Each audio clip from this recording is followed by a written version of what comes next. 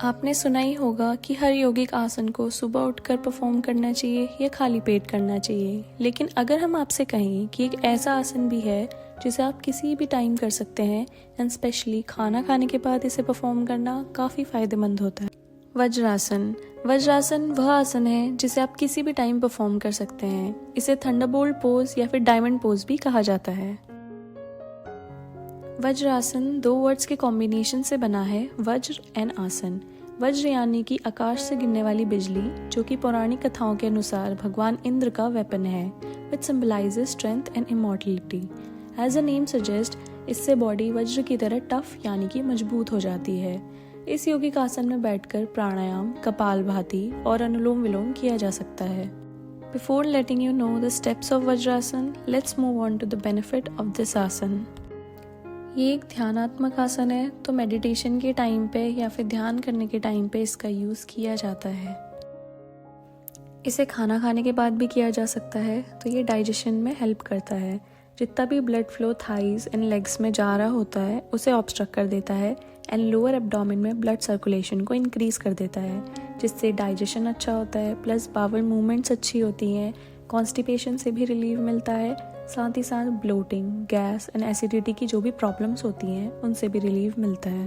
अब जैसा मैंने आपको बताया कि लोअर एब्डोमेन में ब्लड सर्कुलेशन को इंक्रीज करता है, तो वेट लॉस में भी हेल्पफुल होता है, क्योंकि डाइजेशन अच्छा होगा तो अल्टीमेटली न्यूट्रिएंट्स का एब्जॉर्प्शन अच्छा होगा, thus it reduces the belly fat. इस आसन पर बैठने से लोअर बैक पेन की जो भी प्रॉब्लम्स होती हैं या फिर सियाटिका की जिसको प्रॉब्लम होती है उसमें भी रिलीफ मिलता है। It also helps to ease the menstrual cramps and is also helpful during the time of labor, क्योंकि इससे pelvic area में blood circulation अच्छा होता है। इससे posture भी improve होता है, क्योंकि इस आसन को perform करने के लिए आपकी back straight and firm होनी चाहिए, which ultimately helps in improving the posture। जैसा कि मैंने आपको बताया था कि मेडिटेशन के टाइम पर इस आसन को यूज़ करते हैं, so it helps in providing stability and calmness and हमारे एंजाइटी एंड स्ट्रेस को भी अंडर कंट्रोल रखता है। Knowing these many benefits, let's move on to the steps of how to actually perform this asana. Vajrasana के लिए सबसे पहले दोनों पैरों को सामने की ओर सीधा फैलाकर बैठ जाएं। फिर अपने दोनों पैरों को एक के बाद एक पीछे की ओर को मोड़ें। इस दौरान दोनों पैर के अंगूठों को साथ में मिलाएं एंड एड़ियों को अलग रखें। पैरों के तलवे ऊपर की ओर को रहने चाहिए।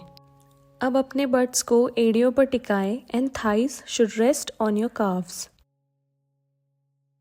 दोनों घुटनों को भी आपस में मिलाकर रखें, फिर हथेलियों को घुटनों के ऊपर रख दें। इस दौरान अपनी पीठ, गर्दन और सिर को सीधा रखें। अपनी दृष्टि भी सामने की ओर को रखें।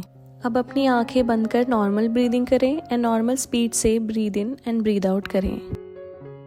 स्टार्टिंग में इस आसन में 3 से 4 मिनट ही बैठना चाहिए एंड आफ्टर प्रैक्टिस 5 से 7 मिनट तक। मैक्सिमम टाइम 10 से 15 मिनट तक का ही होना चाहिए। ज़्यादा देर तक बैठने से नी प्रॉब्लम हो सकती है। इस आसन से उठते टाइम पैर पीछे की तरफ को स्ट्रेच करें, जिससे कि नी जॉइंट्स के अराउंड लिगामेंट से प्रेशर रिलीज हो जाए।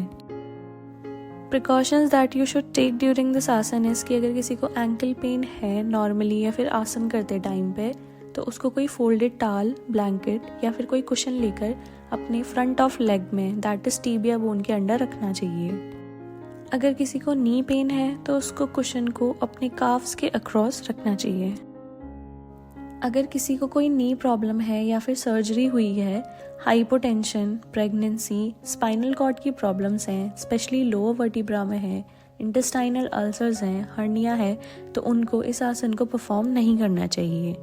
सो that was all for today's video. I hope आप सबको हमारी वीडियो अच्छी लगी होगी। Thank you for watching. Please like, share and subscribe to the channel.